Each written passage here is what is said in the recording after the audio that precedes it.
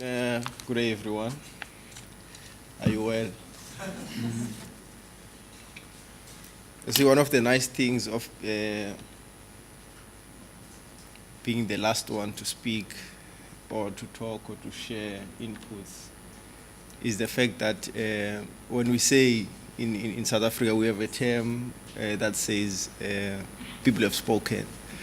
So I'm just here to basically sort of summarize. I'm happy that even Tandega was before me because majority of what she has said is basically talking to local governments. She's basically saying what local government should be doing or how local government should be doing what they're supposed to be doing. So which has also covered me a lot in terms of the presentation. And my colleague here, again, from Civilian Secretariat, she will also talk to some of the elements of what I'm supposed to talk. So technically, the people have spoken. I don't have much to say.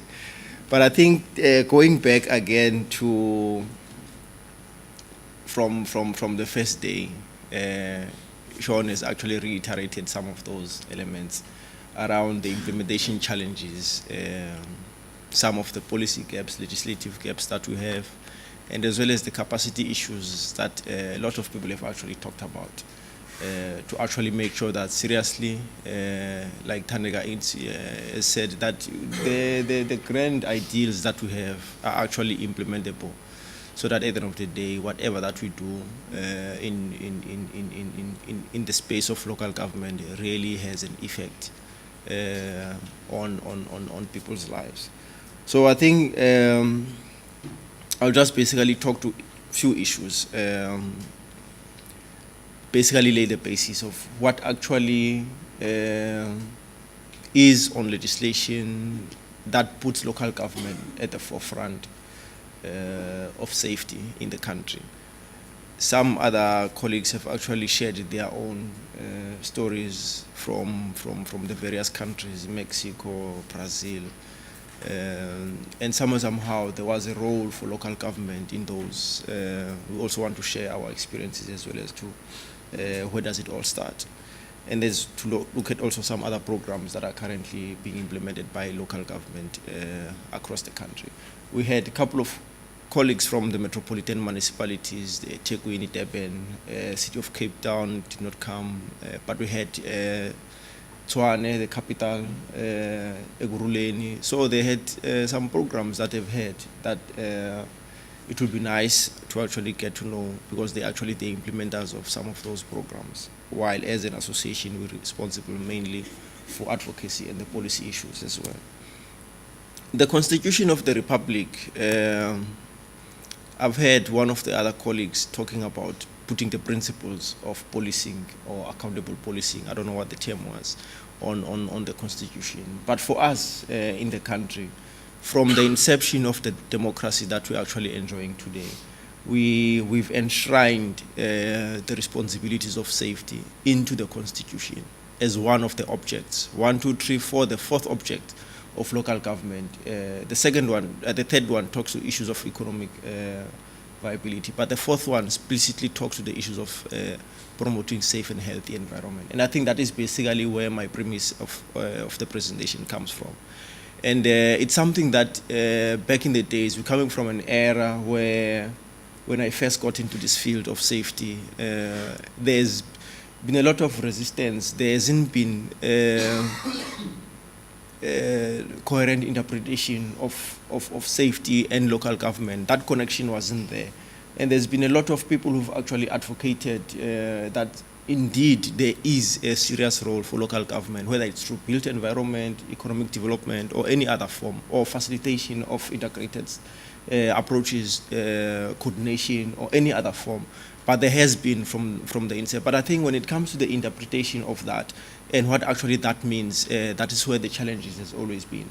But I think it is on point, and I'm safely to actually put it on record that local government, from inception through the Constitution, they have been mandated to promote and facilitate healthy and safe environment.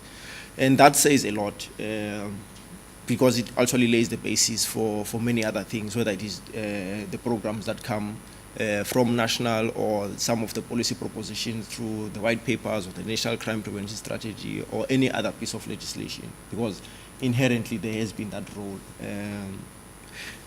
Most of the time we say we have national and provincial government, but if you look at local government, that is where the people stay. That is where crime happens. That is where safety or fear of safety is felt, because at provincial government level, there are no, it's in imaginary boundaries and imaginary spaces at national government as well. But the wards, communities, they are where local government is. The street corners where gangsters are found are in local government. The potholes Thandeka talked about, issues of toilets, safety around sanitation, you find those within the municipalities. So if we talk about environment or safe environment, we can broadly define it in various forms and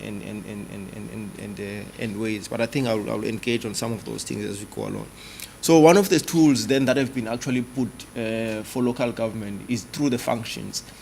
That Schedule 4B and 5B of the Constitution that actually talks about the roles and responsibilities of local government, they explicitly talked about some of these things. Whether it's the issues of putting street lights, as the previous presentation has actually narrated, issues of regulation of liquor outlets, making sure that some pieces of legislation, they even go as far as giving municipalities the mandate to even have municipal police that will actually be there to actually not only to make sure that they do only trafficking, but also to make sure that they do patrols, they enforce bylaws, and those other pieces of legislation that are applicable. So there's a various kinds of and range of issues that local government is actually tasked to do. But the challenge again is that when it comes to the issues of capacity of local government to be able to execute some of these things, it is where the main challenge is. We now had, I think yesterday, day before, the budget speech. We're looking at a fiscal decentralization where national government is sitting about 48 plus minus, I'm not sure exactly, of the national fiscals. We're sitting at provinces getting about 20-something. And the equitable share for local government is about 9%, which is, on the other hand, it's a challenge if we talk about that from that scale. But I think with the propositions of the IUDF, that seeks to make sure that whatever that the municipalities are doing, it must actually be dedicated towards safety. If it's about building sports facilities, it must be from the lenses of safety. If it's about urban design, is about design of new settlements, it must focus on safety, so that at the end of the day, we can see communities, building communities that are more safer. We're coming from a legacy of having disintegrated local government, where some parts of the country, like our colleagues have already spoken from SJC, that there are municipalities still even today that are more at a disadvantaged level. There are those areas, we talk about Camps Bay. We used to have within the Western Cape, not one metro, but series of municipalities. We had that other side where the townships are different kind of municipalities. The city of Cape Town had a different kind of municipality. That actually itself perpetuates the issues that local government is sitting with today, because those municipalities that structurally through the previous apartheid system were at a disadvantaged level, they are continuing to be, they were at a disadvantaged position. They are continuing to be at a better position even today, while those who are sitting in disadvantaged, previously disadvantaged areas, they are still struggling even to put street lights, for example, or to make sure that they maintain infrastructure. Most of them, they are sitting with infrastructure that is dilapidated, and the backlogs are continuing, even though there's been lots of grants that are being pumping in, but I think the issues are more broader, and there's actually put local government at a back foot to be able to achieve some of these ideals that we're continuously talking about. When it comes to, there are lots of scholars here in the room, but I think these are just working definitions to say that we've got a lot of issues, definitions or thinkings or ideas from practice or from others that talks about what's the issues of safety. But I think when it comes to local government, we've got issues like community safety, which I believe it's more of a localized kind of safety, urban safety, rural safety. There's a lot of these kind of terms. But for me, what I like or what I chose basically is the notion of community safety, which is about delivering local solutions to local problems that have been identified by local people. One of the objects of local government, it is about creation of an environment where people are actually integrated in issues of governance, where local government actually facilitate issues of prioritization of services and issues that needs to go into the integrated development planning or to the plans of municipalities, where the budgets of municipalities can actually be targeted and informed by communities themselves. So some of these, they actually means to me prevention, reducing of environmental issues, intermediary factors that actually puts the fear into communities, whether it is the absence of street lights, where you find the community is in a dark spot and people can't be able to see, whether it is an issue of environmental issues like the potholes or the design, so that communities are in a safe space. They are not crammed together, so that when the fire catches up, it burns the whole community. Something that we have seen in shacks or in other settlements. Or the issues where you find that the manner in which the communities are actually being designed or built, accessibility of those. When police comes or emergency services come into the neighborhood to actually respond to an issue or to a call, then you find that it's difficult for them to actually access. That's also another safety element that resides within the local government. So in a way, there's also other elements that looks at social crime prevention or the soft side of it that is not necessarily built environment, that's championed also by various other departments like the social development. We've got programs also that are funded by some of our partners like GIZ, looking at violence and crime prevention. So there's various issues that we find even at local government level that I think they speak to community safety and the responsibilities that we have. But unfortunately, we cannot do this in abstract. We can talk about it at a policy level to say that these are the ideals, this is what we want to see. We want to see healthy communities, we want to see safe communities, but we cannot do it in abstract. The integrated development plans of the municipalities, they're supposed to actually coordinate all the programs of government that's supposed to be implemented in this particular space. If we talk about special targeting, a particular community, whether it is VPU or any other program, those things they're supposed to be integrated and be part of the programs of municipalities and reflected on the integrated development plans of the municipalities. Something that unfortunately we're not seeing a lot, especially when it comes to other provincial departments and other departments that's got programs that they want to implement in municipalities. Something that also, again, my colleague talks about, that the disintegration of sectors, where you find that the other sector, either horizontally or vertically, we don't necessarily talk to each other. Again, it talks again to the issues of legislation and various other pieces of legislation that gives local government the mandate, or that put local government at the forefront of facilitating a safe environment and communities. Some other programs that are popular, Safer Cities, which also talks to the notion similar to the urban development framework that says everything that municipalities are doing, it must inform safety.